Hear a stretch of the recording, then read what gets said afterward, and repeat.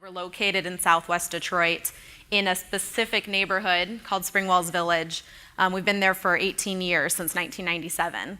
And the community we're in is a 1.3 square mile community, very residentially dense, so maybe not what you always think of when you think of Detroit, culturally diverse, and it's also a community full of growing families. But there's also a lot of struggles, a lot of challenges. 1 in 2 households with children are living below the poverty line. 28% of all of our households are living on annual household incomes of less than $15,000. And also, half of all of our residents over the age of 25 do not have a high school diploma or a GED, and 29% never graduated 9th grade. So in our community, public safety, quality education, employment opportunities, and really a community free of arson and illegal dumping and drug trafficking, these are things our community holds as priorities. Our community wants to be full of wellness and beauty and to continue growing our social networks. As an organization, our first project was developing a really high-functioning neighborhood center, which we recognized contributed a lot to community betterment, but we knew we couldn't stop there.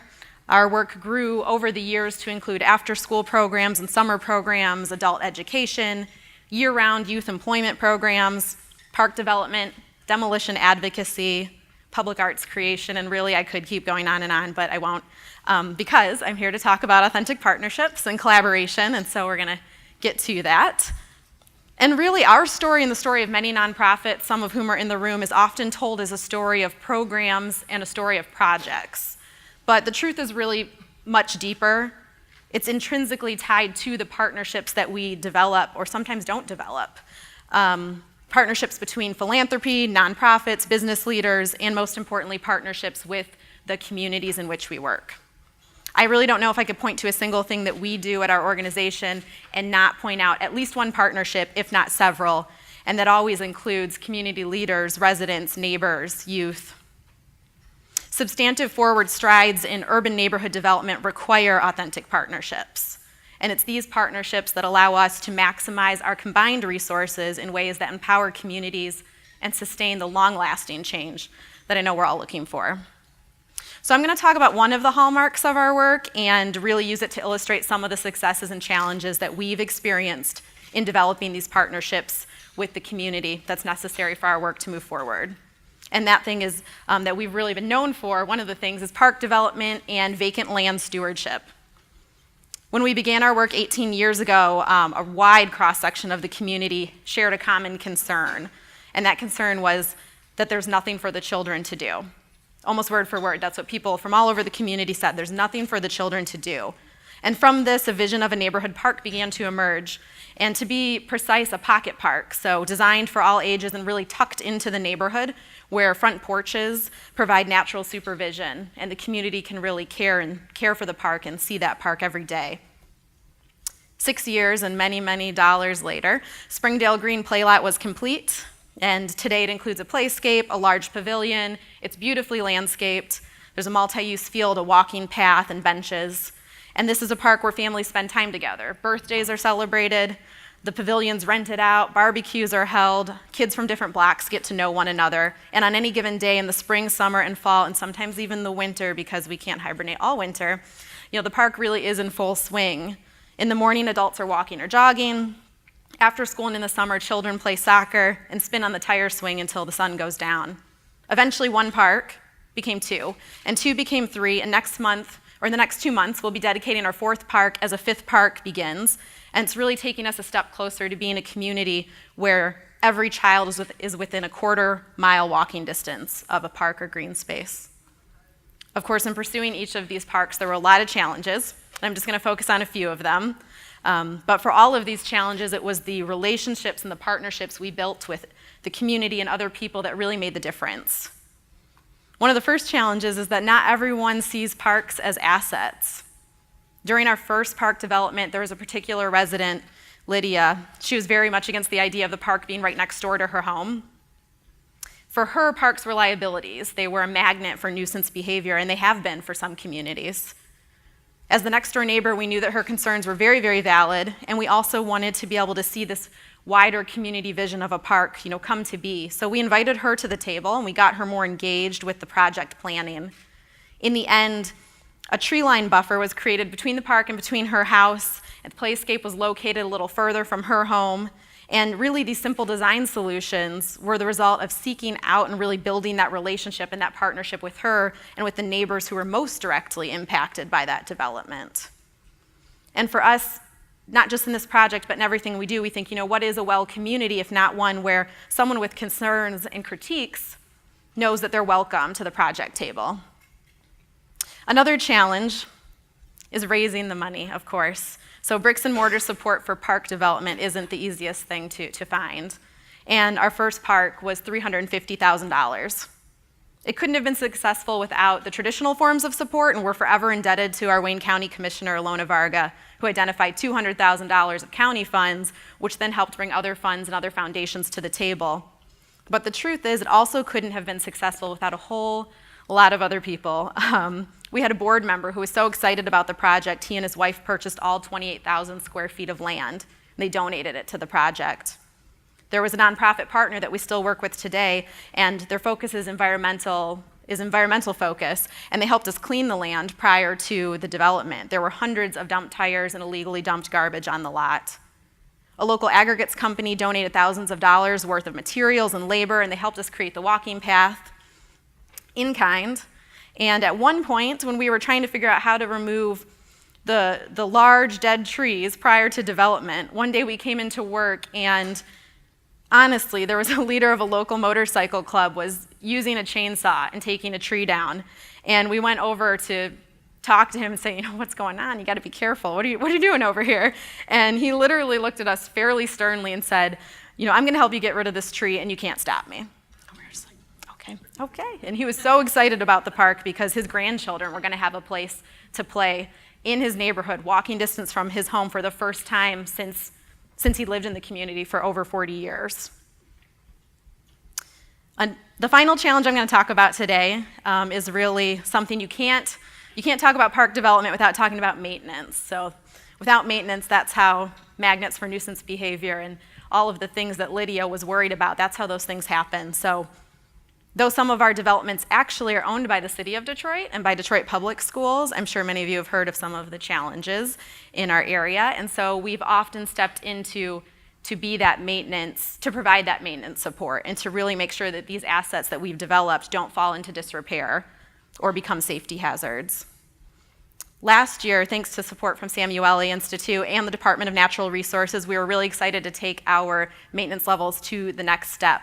Previously we'd really been organizing around visiting volunteer groups who come in, a whole church, a whole campus comes in and helps us really clean the park, clean the surrounding area, plant things. It's great, and we love visiting volunteer groups, so call me if you want to help out anytime. But with the support of the Samueli Institute, we were able to pilot a youth urban forestry program with young people from our community. This program partnered Lisa Rodriguez, a resident leader here over in the room, and our curator of parks and green spaces, along with University of Michigan Masters in Social Work students and young people from our community, a cohort of about 10 young people identified in partnership with local high schools. Together, the young people and their fearless leaders, Lisa and Michelle, they tackled maintenance, curating space, engaging residents and neighbors around each of these park spaces that are used throughout the year. And they worked summer, fall, and into the winter. Literally on snowy days, they were working.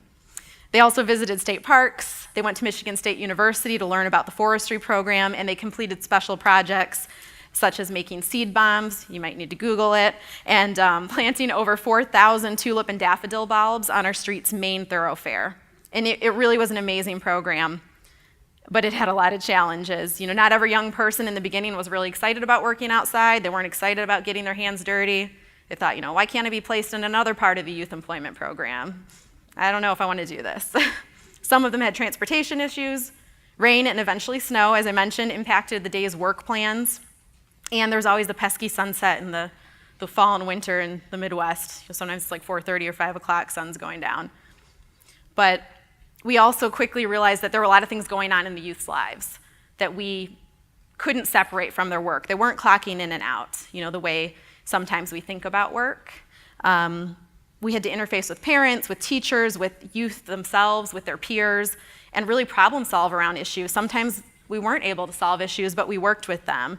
Things could be as heavy as whether or not someone was going to complete school, whether or not a young person was struggling with homelessness. I mean, these were things that we dealt with when we were working in this program.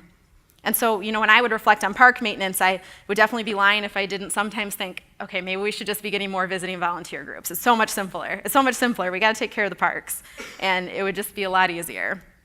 But it really wasn't about the park maintenance. The relationships that were built between the youth and our organization, between the youth and each other, between the youth and the larger community, the partnerships there, that's really what it was about. And that was something that we realized pretty quickly is quite unquantifiable, but that was what this whole thing that we'd been pursuing was about. And it was really especially clear at the end of the program. We organized a youth symposium, so for a lot of the participants, it was the first time they spoke in public, and they prepared reflections and speeches, and one of the young people, Rosa, expressed how her favorite moments of the program were when residents that maybe she'd known, maybe she'd never spoken to before, but would come up to the group while they were working and thank them for what they were doing. Sometimes people would honk their horns, yell out the window, "You're doing a great job." One time a resident came out and just bought them lunch, and they were flabbergasted, that an adult in the community would do that for them. Another resident saw them working in the same place multiple days in a row, and they came by and just brought extra water and extra work gloves and said, "Thank you so much for helping to keep the community beautiful." And Rosa and many of her peers mentioned that this really changed their concept of what it meant to be in this community. She didn't know that anyone in the community really cared that much about aesthetics, about the way the community looked, and she certainly didn't know how hard it was to keep these spaces safe and clean and beautiful and how many people contributed. So it was really this hands-on experience with the parks and her peers, with Lisa, with other adults in our community and other neighbors that made her realize that her role in the community and her contribution matters. A lot of our work is focused around young people at Urban Neighborhood Initiatives. And for us, we always wonder, what is a well community? If not one where every young person knows that they belong and feels the same sense of community responsibility that we ask their adult counterparts to feel. What is a well community if not one where residents of all ages can look around and say, "I made that happen. That park, that garden, that mural, I'm a part of it and it is a part of me. This is my community." We believe that the Youth Urban Forestry Program was a profound experience for the program participants, and we know it was profound for us. Right now we're looking for additional support to really launch it, to take what we learned from this pilot and make it a multi-year program, a program that has youth leads and really cultivates the next generation of urban foresters in our community. And I hope that although this is a lot about parks and a lot about engagement with outdoor spaces, that it's pretty clear that it's really the relationships, the authentic partnerships. It couldn't have been possible, and none of our community development work could really be possible without that element. It's community members, nonprofit staff, board members, elected officials, philanthropy, and business owners all coming together in 1,000 different ways to weave the bigger picture of urban neighborhoods as safe and thriving communities. So every day, and despite the many challenges present in our work, we and our partners from across the community, we come together around this bigger picture, around shared passion and purpose, and we firmly believe that Detroit and many, many cities are only as strong as the neighborhoods in those cities. This is why we do the work we do.